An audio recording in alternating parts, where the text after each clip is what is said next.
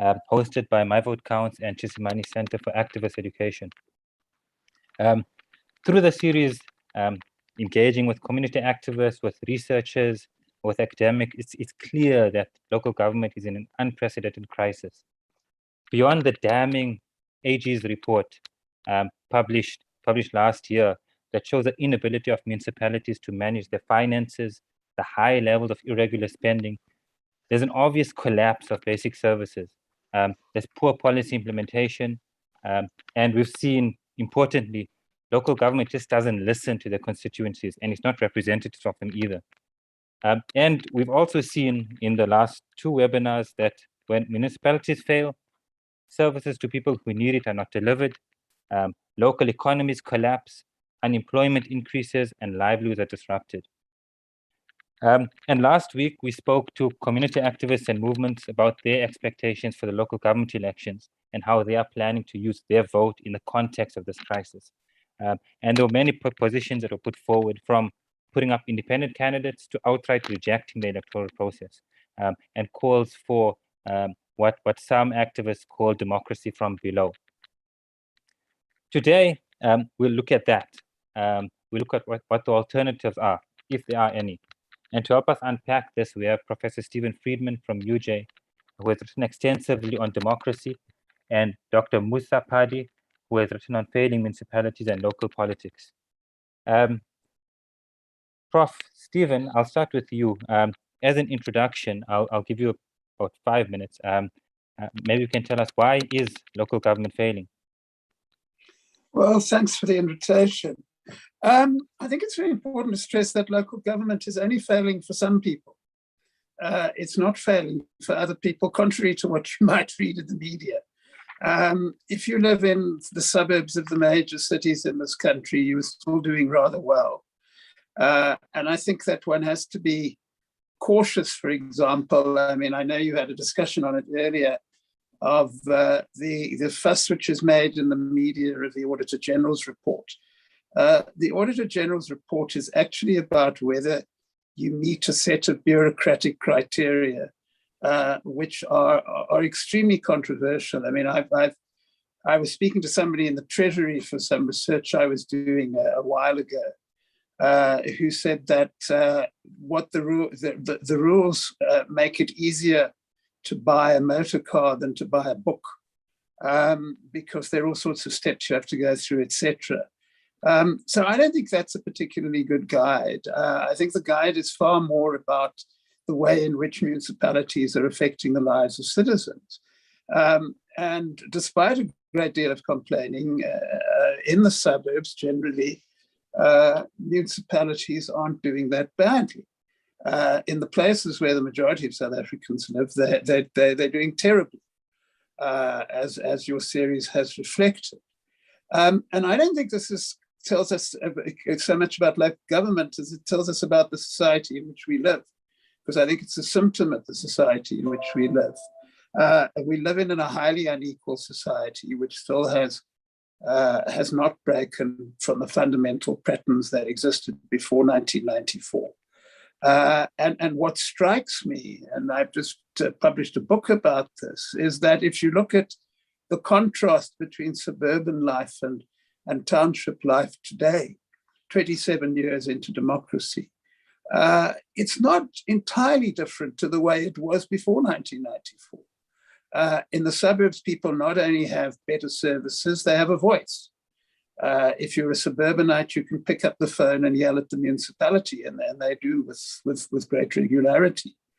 In the townships, if you happen to have access to a phone which you can afford to use, the municipality is probably not going to listen to you very much anyway. So I think it's a crisis it's a crisis of inequality, which I think is the fundamental issue in our cities today. And I think that it is also a crisis of representation, by which I mean that the majority of people just aren't listened to. We have constant evidence throughout the country that local government just doesn't listen to people.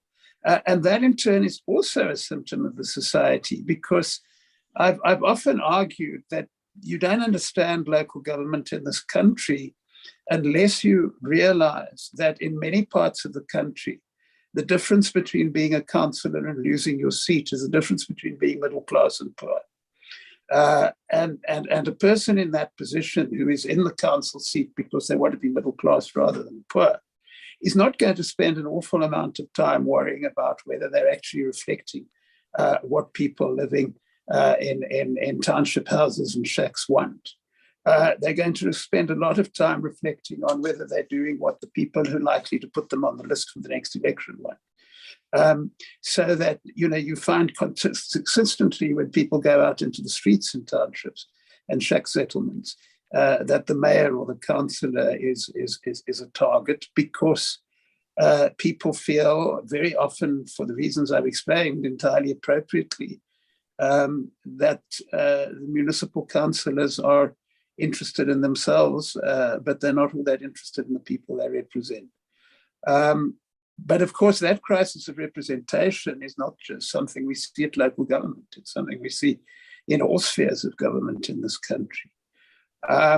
So there are certain problems, I guess, which are more obvious in local government, simply because there are hundreds of local governments rather than hundreds of national governments and provinces. And very often it means that you have a government for people in a very under-resourced area, in which there are the kind of power relations which just don't make for representative government. And therefore, in local government, it's far more obvious. And of course, very often that translates, as your series has been showing, into very real negative impacts on people's lives. But I think we need to, but my point is we need to see local government as a symptom of South Africa in 2021, rather than the cause of a lot of the ills we see in our cities. Musa, why is local government failing?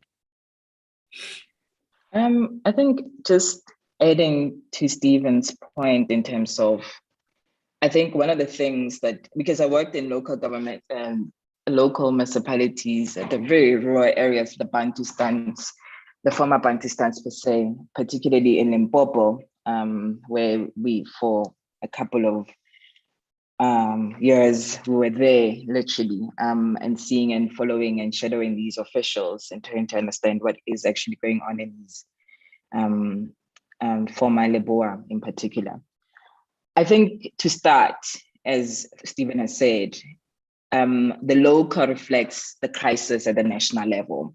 So there's an issue around thinking through that local government is a reflection of the crisis. It's not a parochial thing that exists outside what is happening at national level. That's a fact. But the second thing I want to say is, I think also we need to historicize part of these municipalities, because different municipalities have different histories as well. And actually how it affects different areas is quite important, especially when you think about the issues around also the Bantustans and also that configuration and what it meant for rural or semi-urban areas. It's very different from what we often refer to, which is the Johannesburg areas and the township in an urban areas in various ways. And I think the configuration, again, of the amalgamation of the whole Bantustans, the Black local authorities, and that process, when actually amalgamated, spilled out various things. I mean, earlier on, from an earlier stage of the union, already there was like issues around the government was governing for sort of areas, provincial areas. Then there was a local white only reserves and white or farmed only in the 1970s when the reforms, because this is like unfinished as the racialized component is trying to reform itself as people actually move. Also, new institutions at the very local were formed in order to reform certain stuff. The Bantustans in the 1960s, which came with the Bantu councils or the Black councils later on, both within those areas and also in the urban areas. And then all of these things amalgamated in the late 80s with Botha trying to reform because of the insurgent and trying to actually pull the apartheid system together and found some reforms. And when you start actually looking at the historical element, you start seeing that you cannot understand some of the configurations and the crises that includes the political configurations of actually what has happened, the administrative backlog that has happened throughout these different epochs of history, and then also the services that actually they had to actually deal with, and how they actually, after 1994, they formed a unified thing that actually spilled out different crises, the fiscal crisis, the political administrative interface that actually we still find ourselves, i.e. the ANC, but also services, basic services. What does the municipality do, really? I mean, that's what basic services do they do? Most of these municipalities, at best, they don't supply housing, they don't supply clinics, they don't even do maintenance in some roads, because some roads in some municipalities are not even owned by the municipalities themselves. There are actually municipalities without land and so on, or by and large with amalgamation in rural areas. Most of the municipalities, they're actually serving indigent population, i.e. rates and taxes are still really by and large still paid by specific white only or needy towns at some point, because I worked in those areas where at some point they were called white needy towns, where there's still the rates and services of those who pay those municipalities. So you're actually speaking about municipalities that can't even sustain themselves, with the idea that they should be sustaining themselves, in large, and also where these cultures also come in with different cultures. In Leboa, for example, the Pedi culture was very dominant versus the Ndebele. So there's also these dynamics of ethnicity that actually also plays out within the municipalities that actually institutionally they cannot hold themselves outside during the service delivery issues. So even looking at, have they forgotten the people? Of course, but if you're gonna look at corruption only as like these officials who are self-enriching themselves, which is partly true, and the crisis of funding and so on of the ANC, which actually relies on these tenders in order to do party funding in itself, which is also true. But there are also other dynamics, institutional dynamics that actually happens within the municipalities. And there are also historical that actually came together, and it's a melting pot within that municipalities that we also need to think about as we think about these ideas of corruption, patrimony and state capture. They're not servicing us, that are actually not easy answers as well in that process. I mean, there are municipalities where by and large, they've been owned by and controlled historically by either ESCOM or SASOL or so on. They don't have the autonomy to even govern themselves. What do we do with those municipalities, for example, that are actually by and large, even planning of the town in itself is still by and large actually influenced by external actors like Exxaro in some cases, and also mining actually plays a fundamental role in that processes, that actually even that development or the economy is still controlled by other factors, and which the municipalities only adapt what is imposed on them rather than the other way around. And these are historical issues as well that we also have to think about, in addition to what Stephen has spoken about, that we have to be cautious about as well. So I just want to, leave it there. Musa, I'm going to come back to you. Just as a note, I'm looking at the attendee list, and we do have some comrades from the rural areas that you're referring to, and from mining affected areas. Maybe and comrades, I see you there. If you have any questions, ask in the chat box at any point, and we'll try and address them. But maybe you can tell us in your research, how do communities in these areas relate to and understand local politics and local democracy? I mean, by and large, for example, I worked in Lephalale and Mogalakwena, and I mean, Mogalakwena was like, which is a platinum mining area now on like primarily the biggest mining companies there is from the Canadians. They own the majority. Anglo American is also there. I think it's the only mine that Anglo American didn't sell in various, because they're selling all their mines except that one because of the platinum in that area. So it's quite wealthy in that area as well. But I think one of the things that we have to, I think a starting point is that we inherited like fragile institutions. That's important. And I think over the years, they became really like a perpetual crisis and perpetual instability in various ways. And the key challenges, people do want water. I mean, water has been a big issue in Limpopo for various ways. There's supposed to be pipe lines that actually have to be implemented where people have done the articulation. However, the water, and because of the Department of Water at that time, ruled by Nomvula, didn't actually do what it promised through digitizing the Crocodile River to go to Limpopo in various ways. So some of the so-called mines, actually, where they got the mining licenses, cannot even start. And that's another question, again, we have to think about. They can't even start the mining because of these issues. People do not have water, are still waiting for water. By and large, in a very hot way, they're facing droughts. Some of the people cannot actually farm or do anything. I mean, you drive around, there was a time when we were driving around in Limpopo where you feel like the donkeys and so on were dying because there was no water in particular areas. I mean, we have to talk about the drought problems that we are facing as a country outside, but also in these areas where the Padale by and large has become like a search for these coal. I mean, the Department of Mineral Resources has given so many licenses to that area, to the point where certain areas where housing is supposed to be built, they cannot build it because it's too close to a mine that is going to be built at that area, that they cannot actually have housing in that.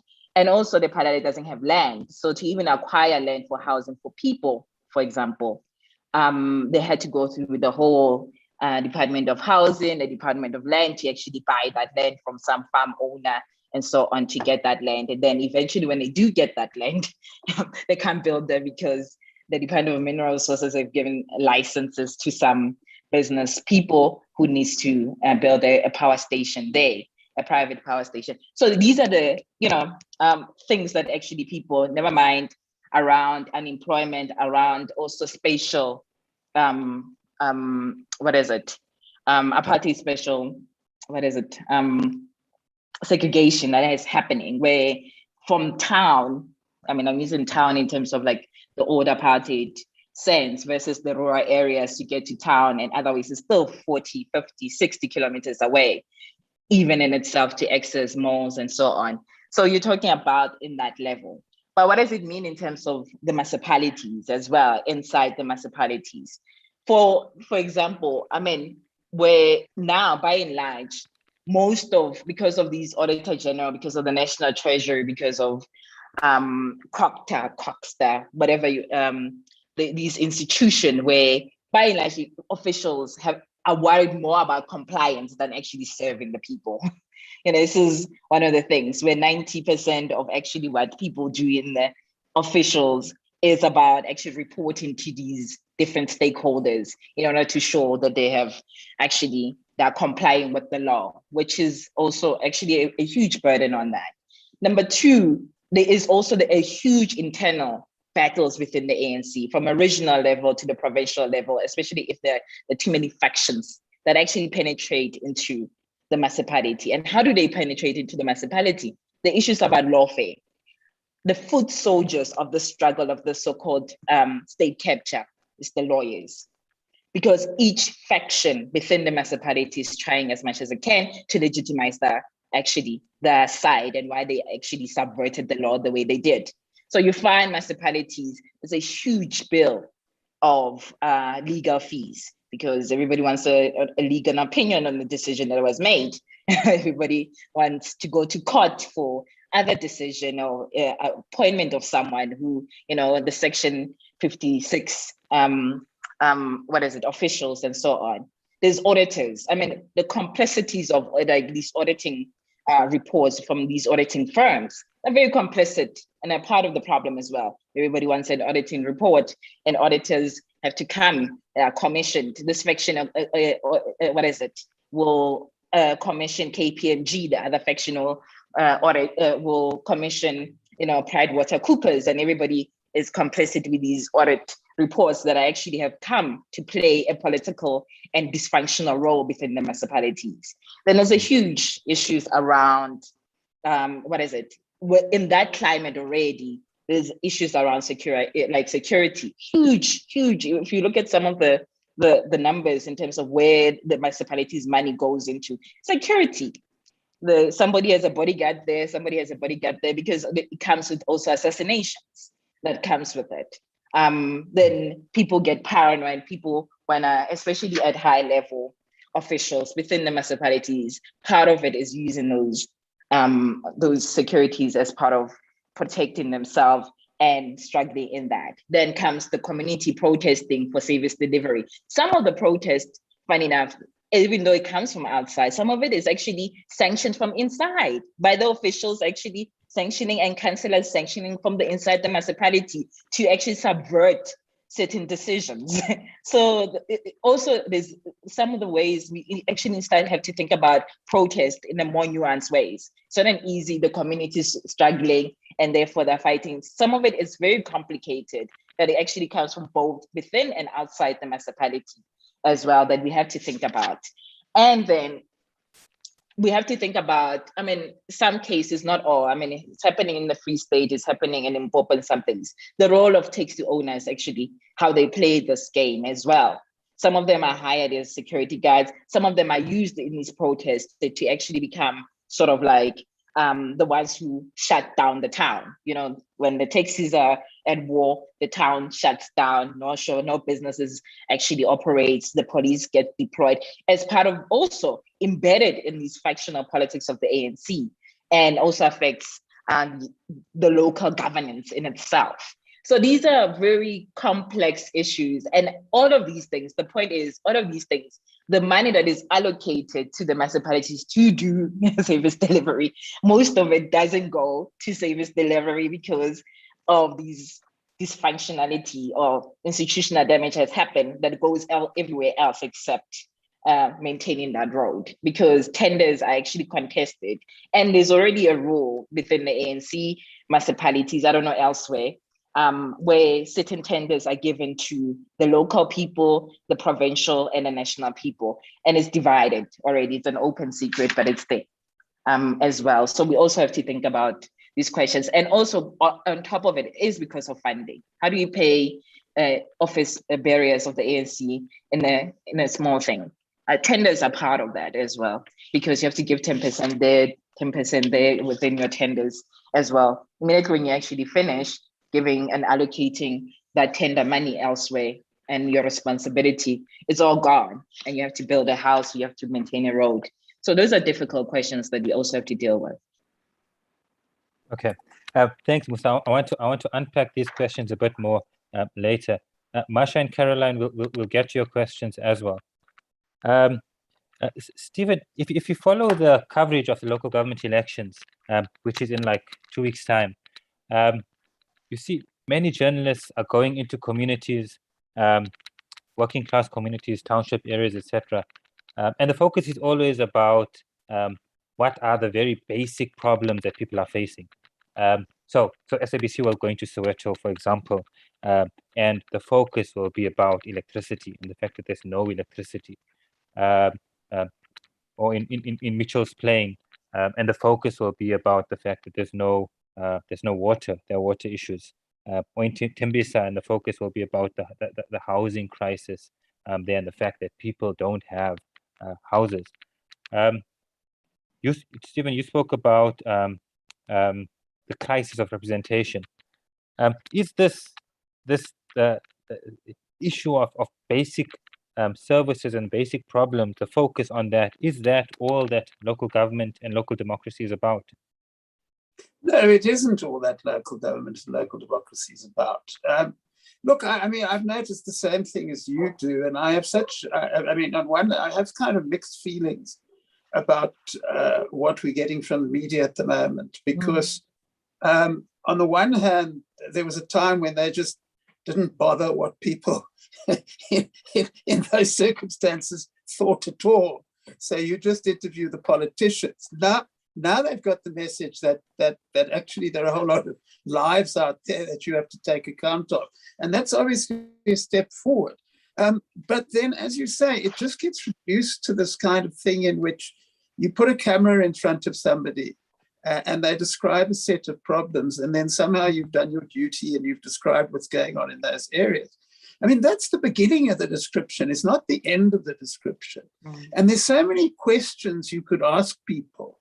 And there's so many issues you could raise with people, which would actually, it also sort of sends a particular message about what the average person living in poverty is. This is a person who is a victim.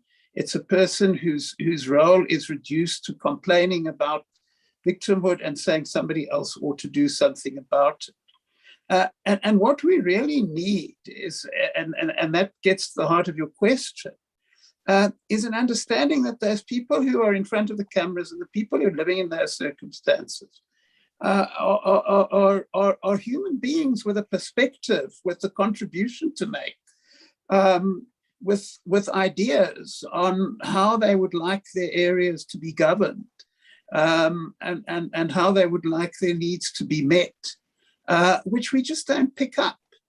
And so that it reduces local, it's this question of service delivery, which I've been very critical of.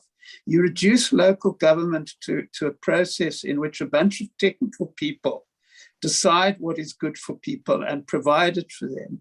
And then the role of the people is to decide whether they like it or not. I mean, that's not local democracy. That's not, what democracy is supposed to be, which is power for everybody. That's power for a bunch of technicians. And I'm afraid that this type of journalism feeds into that. And I'm not minimizing the constraints. I mean, Moses described, I think, very importantly and in a great texture, just how many obstacles there are to local democracy. But that doesn't mean that we should give up on local democracy and just reduce it to what the media have tended to reduce it to.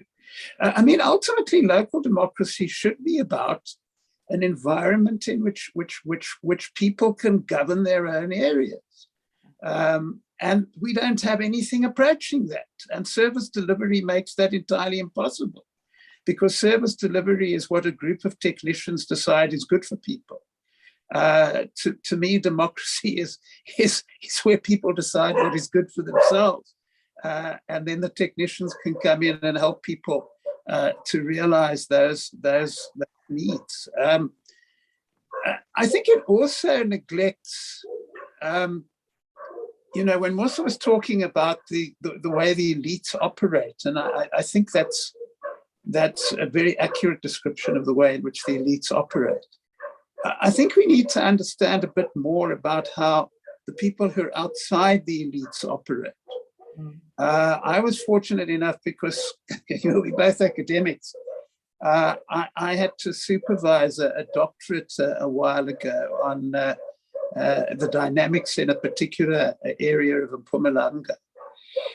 And what struck me about that is that the person who wrote it, who of course got her doctorate, describes there's a man, and if I can bore people with stuff for a moment, there's a man called James Scott who wrote a very famous book called Weapons of the Weak, based on his observations in Malaysia. And essentially what Scott describes is the way in which people who haven't got power respond in these situations. And what this particular doctorate did was have a look at how the people in that particular area responded. In a sense, it's the opposite. And what people are doing, one understands, is entirely necessary for for their survival. But it's the opposite of local democracy, because what people are doing is coming up with strategies which means that those who have power will harm them as little as possible. In other words, you make sure that you're going to, as little damage is done to you as possible by the power holders. And of course, what really should be happening is that people should be exercising power themselves. So when I hear that there are service delivery protests, what I think is going on, I mean, obviously in different areas, people are protesting about different things. And of course, as Mosa quite correctly says, sometimes the protests are organized by the people who are allegedly being protested against. But I always remind people when I point that out, that the fact that these protests are very often organized by local elites doesn't mean that the people who are protesting don't have real grievances. Of course they have real grievances. It's just unfortunately the elites are very often the only people who have the capacity.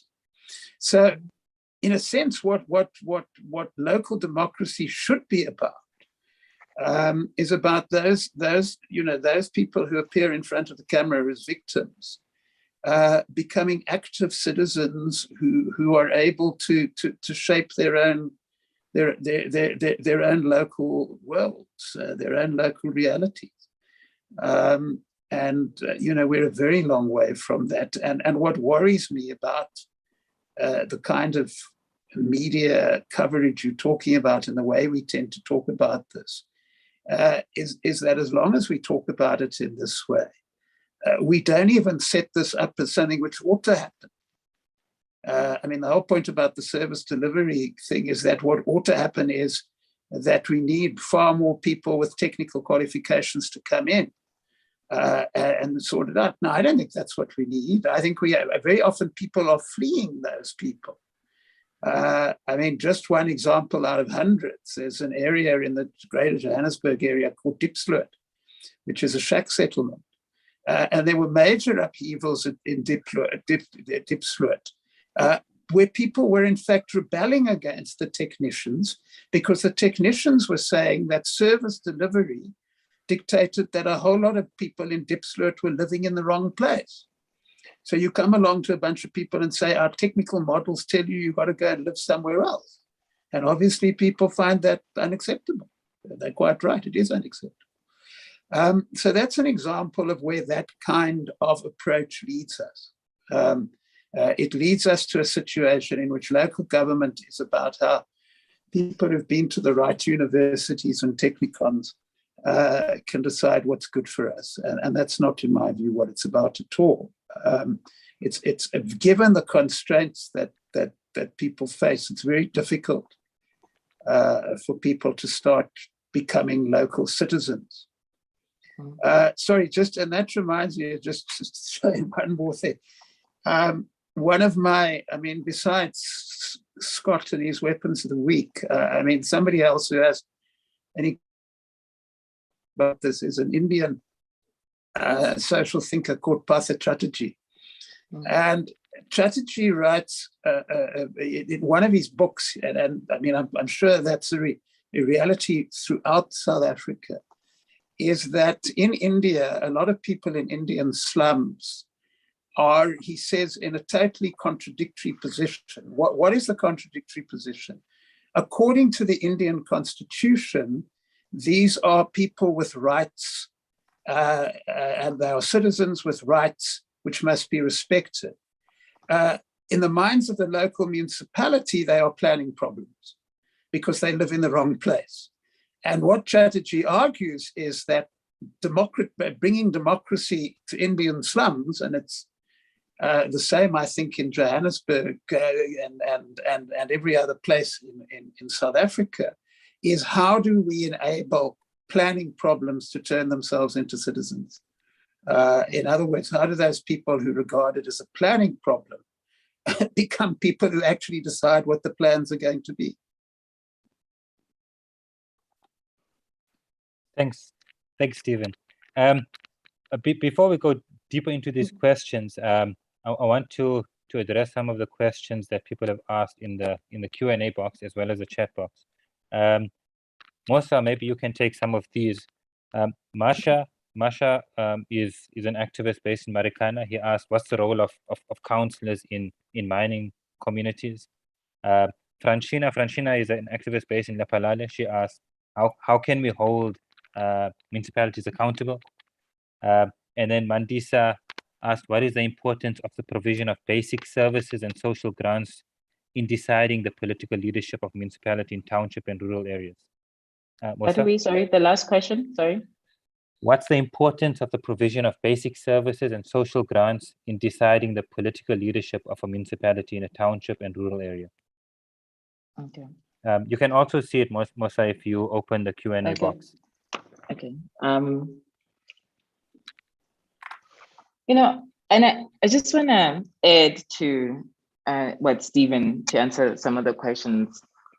The integrated development plan is not participatory democracy. And I think the mistake that people have made is to go, again, as you said, the technocrats, to go into these communities and say, what do you want? Which is actually, is not making a decision.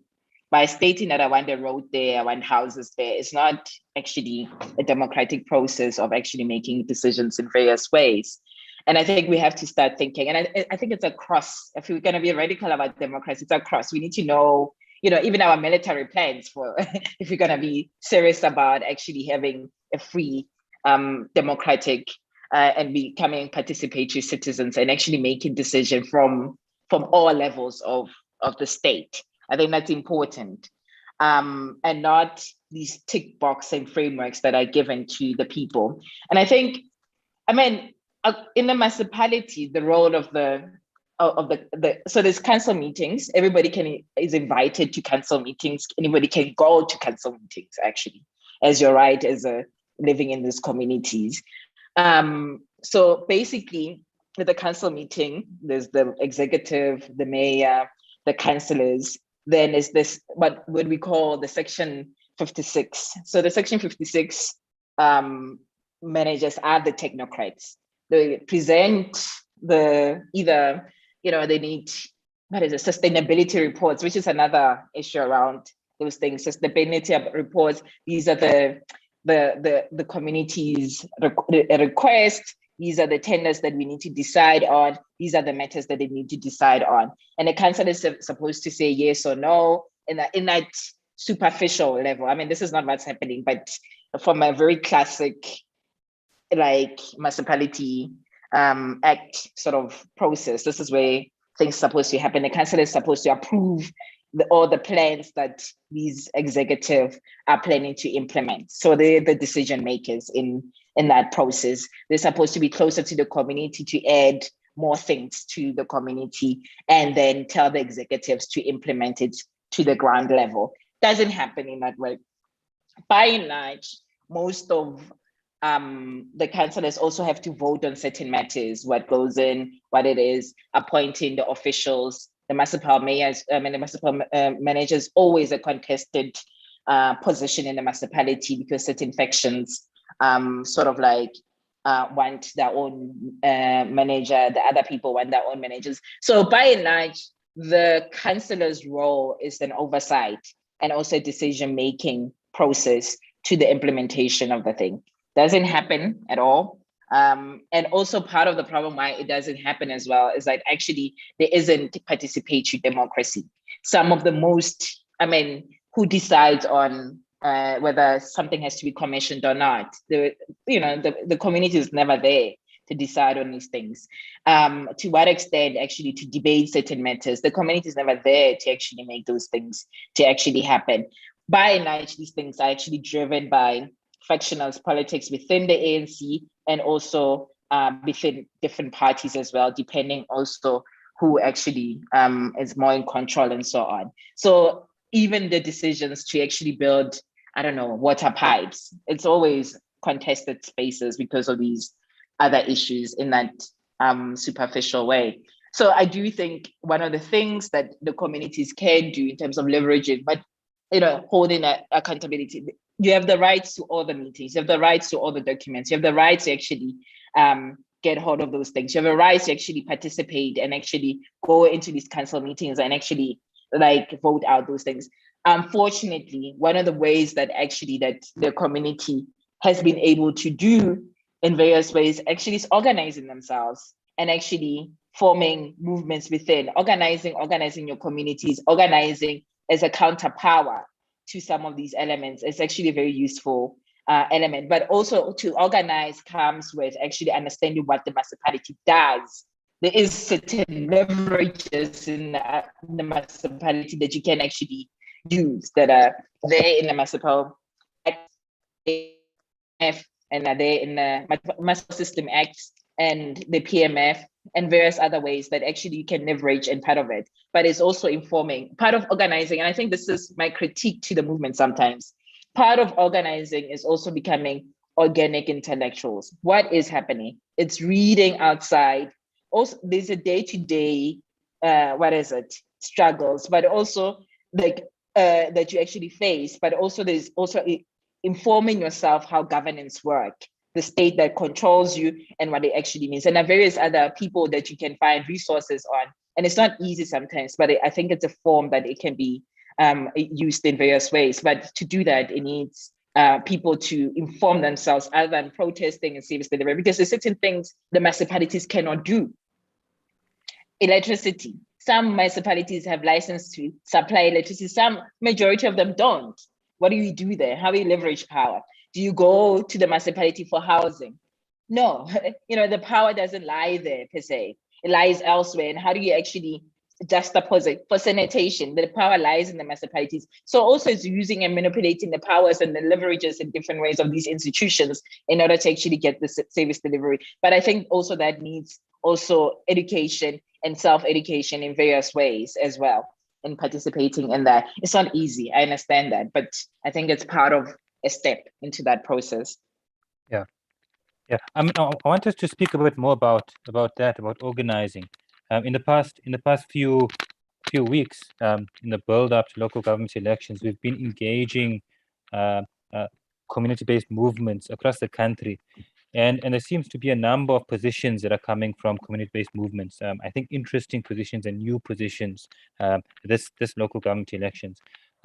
In Makanda, for example, the Unemployed People's Movement has put several candidates forward. They've linked up with other community organizations to put candidates forward. Similarly, in Bonteheuwel and the Cape Flats, they've taken a vote them out approach and have put candidates forward. In a community in Northwest, they've resolved to take on basic services by themselves and sort of democratize the way things that are independent of local government. In Bishop Lavis in Cape Town on the Cape Flats, the community movement there that's organized and wants to build organization through street and block committees have decided to reject elections completely and are boycotting elections and are calling for what they call democracy from below. So there are all these different positions that we've been seeing over the past few weeks. But there is a common thread, and the common thread is that local government doesn't work because it's not participatory. Local government doesn't work because councillors, because other political representatives don't represent us, they don't listen to us, they don't understand us, and therefore we need alternatives. So all of these are ways, tactics, and strategies to achieve these alternatives. I see. Can I chip in? Can I chip in that? Is it okay? Okay. I just want to address. I see Mutsi. So Mutsi is based in Botshabelo in the Free State. He's part of the Botshabelo Unemployed Movement and the Crowd the Excluded, and they've put several candidates forward as well in Botshabelo. He's asking a question: what is the alternative to local municipalities in a socialist society? And I think this is the common question that's been asked. What is the alternative in the context of failing local government? Mosa, I'll start with you. Okay, I mean, this has happened before, and I just want to question sort of like the independence. I think there's a space to do that. I mean, this is what happened with, I don't know if Trevor spoke about this, where the previous 10 years ago or so, the Operation Khanyisa movement did the independence in Soweto and actually won certain wards in Soweto. And they entered the municipality as independents. And immediately, like months into that process, the independent candidate who was representing OKM was turned into a DA member easily. It was a blow at that time because it was earlier on during the local election things. And the movement at that time, APF, Anti-Privatization Forum, and so on, didn't know how to deal with that crisis at that time. And I want to caution, because, the municipality, as much as it's about, and I'm speaking because I worked in it, and I want people to, I'm not focusing in it as an activist. I am in one level, but within, because actually when you actually go into this beast, not only has like rules of like regulations that are tiresome, but there are actually active, like a machinery of the DA, the machinery of the ANC that actually has sort of like established itself. In one level, maybe the EFF, but it's not actually quite strong, the EFF in some areas, actually. They get swept into this political machinery because of the dynamics that happens. So actually, I think comrades, as much as they should go independent, and we need more of those, some of the people to go independent into that, they have to be aware that easily, in terms of voting, in terms of the power relations, in terms of also depending which municipalities they go into, whether it's the DA one, which has other dynamics versus the ANC one, but actually by the end, this is machinery. They can be easily swept into those politics and actually find themselves actually far weaker as independent than actually joining either the ANC or the DA. So they actually have to start thinking strategically. What does it actually mean when you're actually inside that beast? What you will do, and how you actually subvert, and how do you actually gain power with that machinery in place? And I think it's a big thing, because you can't just say, as much as we want to say, when you go there, you will represent the people.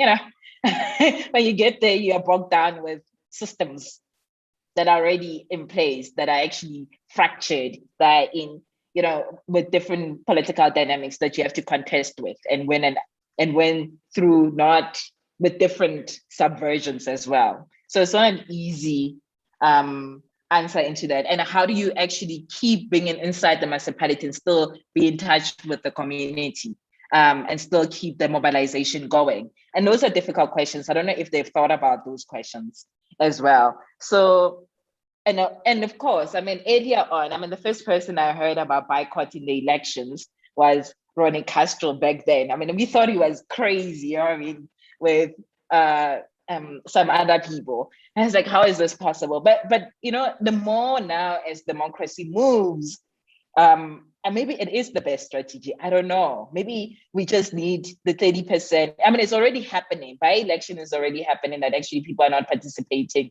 in these local elections as much as historically. By-elections have been low attendance, but actually by far, so far historically, it's been the lowest attendance and participation in that. Maybe we should go that route. What would it look like, for example, to have like a moment of like Nigeria, for example, elections where, only like 26% of the population actually participate in like elections? What would it actually mean for these political parties? Will they change the ways? Maybe it's the power that we only have. I don't know. And I think I'm boycotting. I'm on that side this time. But I do think it's a question that also we have to think about it. What is the end result by boycotting? What is the end result by, having independence? Because it's not easy. Fixing the institutions and people are actually ingrained in it. It's not easy of just going there and you're gonna represent the people. That's a very, very naive like way of thinking about politics at local level. Yeah. So the problem, as we've said consistently through this webinar and others, is like fundamentally the system and how electoral politics works. Prof. Stephen, same question. What are the alternatives? I see there's a question in the Q&A box as well. How does the left organize beyond political parties? Mutsi, I think, is asking a similar question. How do we build municipalities in a socialist society? So what are these alternatives? Okay, sorry. The reason I'm laughing, I was laughing when Musa was talking, is I never reveal ever how I vote, but I'm going to break my rule once. I voted for the OKM in that election. Voting for a DA councillor. I've never forgotten it. So as soon as she started the chair, I thought, no, well, I'm okay. This is recorded, by the way. It's on Facebook. It's on Twitter. No, I've confessed. I mean, even if it wasn't on Facebook and Twitter, there are more than enough people out there. Now, look, I think this is a hugely important question, and I want to be fair. It's something which I've written about recently, and it's something it's interested me in a long time. I think it's very important to understand that elections matter. I mean, I agree entirely that, I don't want to get involved in an argument, are the people who put up candidates right, or are the people who don't vote right, etc. I think there's a bigger question at stake here, which is, if you want to change the reality we have at the moment, where do elections fit into this reality? And I think that they're important in a particular way. I mean, just as an example, I was a part of a research study with colleagues around the world in a whole series of countries in the global south. And one of the topic of the research project was precisely looking at case studies in which citizens had changed their reality they faced in some way or another. And what we found was that in every one of those cases, where there were free elections, that helped, that mattered. But not in what Musa has called the naive way. I mean, I'm not arguing that you should go there and you go there and you put your cross in front of party X or whatever it is, and then they go and do all sorts of wonderful things on your behalf. We all know that doesn't happen anyway.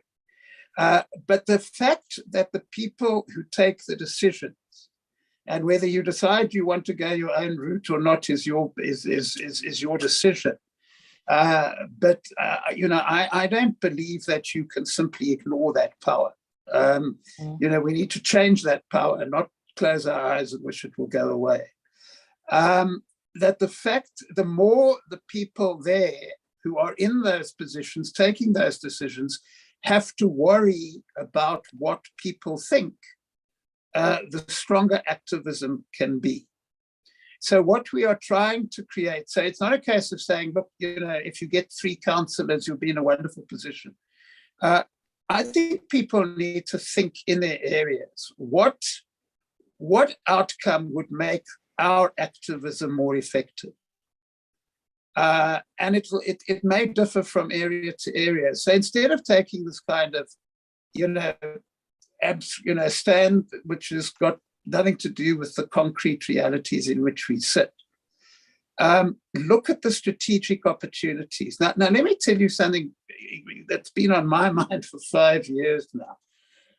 I happen to be on the board of an NGO, in which people, in which our job is to assist people to organize locally, etc. And after the 2016, about a couple of weeks after the 2016 local election, I was invited to speak to a group to a fairly large group of the activists we were working with. And what I said to them then, because I was thinking of Joburg and Tshwane, which is where, obviously we were situated at the time. I said, we've got a great opportunity here, because in both of those municipalities, there's no majority government. The DA formed the government in those municipalities with something like 30% of the vote. And the reason I thought that was an opportunity is that if you're well organized, if you've got a solid base among people in that area, if you've got a clear vision of what it is you try to achieve in the city, then you're in a very strong position, because if the people who are governing don't like what you have to say, you can start engaging with the others. And my influence here, I'm influenced again here by Chatterjee, because Chatterjee in one of his books describes the way in which activists in slums in Kolkata operate. And what they do is they go to the political parties, and they never endorse any of the political parties or support any of the political parties. But they're perfectly well aware that if they can convince those political parties that they're speaking for people, then those political parties are probably going to do what they say, not because these activists have offered them any votes or anything, but because they think that by doing what they say, they'll get people to vote for them, etc. And if you're in a situation in which you don't have to go and persuade, some governing party which thinks it can do what it likes, you're in a much stronger position. And nobody tried to do that. Just to make it even more concrete, one of the questions which were asked during the discussion is, Joburg before 2016 had developed this Corridors of Freedom project, which had limitations, etc., but did take us forward, because one of what it was really addressing is how did you open up land far nearer where there were economic opportunities for people to live. So instead of people living in these dreadfully far areas where you have to drive by bus for ages to get anywhere near where you can find some opportunity to put bread on the table for your family, you could actually live next to where those opportunities were, so that you could get out of bed in the morning and just go and walk there. And the activist said, well, are we, now that the power's changed in the municipality, are we going to have those corridors of freedom? Because we think that there's something that can be built on there. And my answer was, that depends on you. Because if you, as I've said before, if you organize and you strategize, you can create a situation in which you will have those corridors of freedom. Because in fact, whatever the limits of electoral politics, the actual makeup of the council, the majority of parties in the council had to pretend at least to worry about what the majority of people in the area think. So I think it's very much a strategic, it's a case of saying, and remembering that the core of this, and I hope that's been clear for what I've been saying, the core of this is strong organization and a clear vision of where you want to go. Because without that, you are wasting your time. The idea that if you don't have strong organization and you win 2 council seats or whatever it is, that you would change absolutely anything in the lives of the people who hopefully you're representing is just unrealistic. But what I am saying is that if that strong organization exists, then I think that it's a strategic mistake not to take electoral politics seriously. And taking electoral politics seriously doesn't mean I'm telling you all to go out and vote even.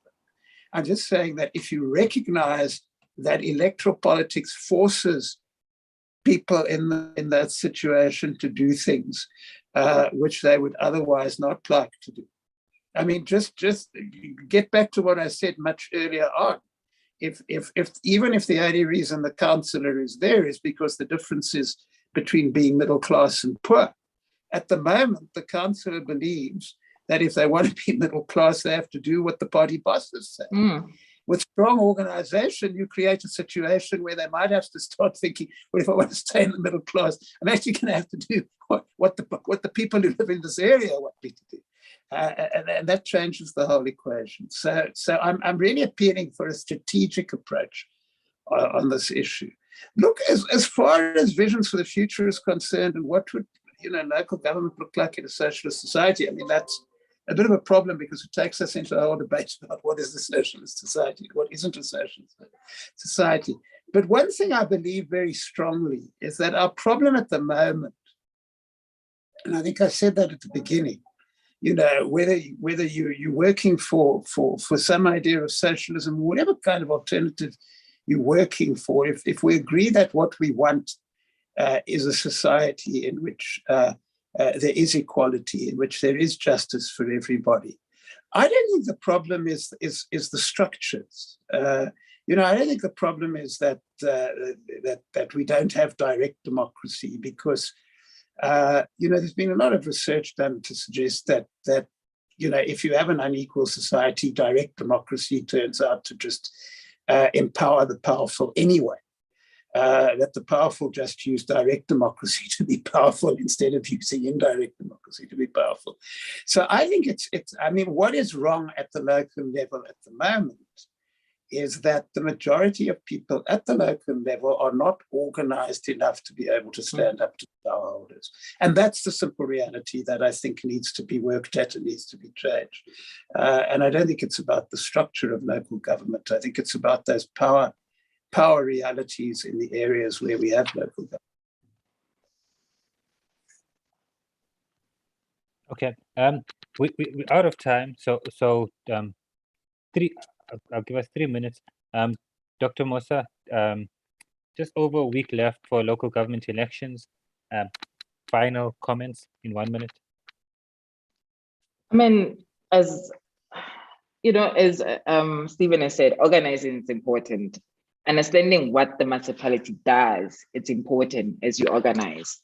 However, there's an element of myself that actually, what we've seen with the coalition government, that actually doesn't work. I mean, the political parties have helped and halted service delivery, because the debates, it's actually factional fighting within and changing different mayors in different ways. I mean, Magale City, right? There's no service delivery at all, primarily because there's internal fighting within these parties, the EFF, ANC, and the DA, in terms of those things. However, it depends on the community to organize themselves. But organizing, it's fighting the bread and butter issues, but also understanding the system and actually understanding how you can leverage power in the municipalities. And if you don't understand those things, I think we are in trouble.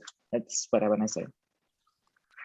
Stephen, 1 minute. How do we build strong organization? Yeah, well, how we build strong organization is separate. To me, it's about building strong organization is about understanding where people are and working on that. And look, people may know this. I mean, I developed a lot of my ideas on organization from being in the trade union movement and trying to understand what it works. And I think the most important lesson, because people who go out and organize are generally people who quite rightly do want a different kind of society, is start with where people are. If people feel that they're powerless, if they can change small things in their lives, then they start realizing that they actually have power. So the workers' movement didn't start with people saying we want a new society. The workers' movement around the world literally started with people saying we want an 8-hour day.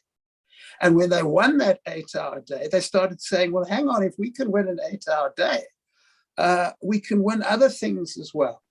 And I can show you through academic studies, through research studies, that people in this country who were members of the trade union movement during the period in which it was a strong movement have very different attitudes to people who weren't, because they were organized.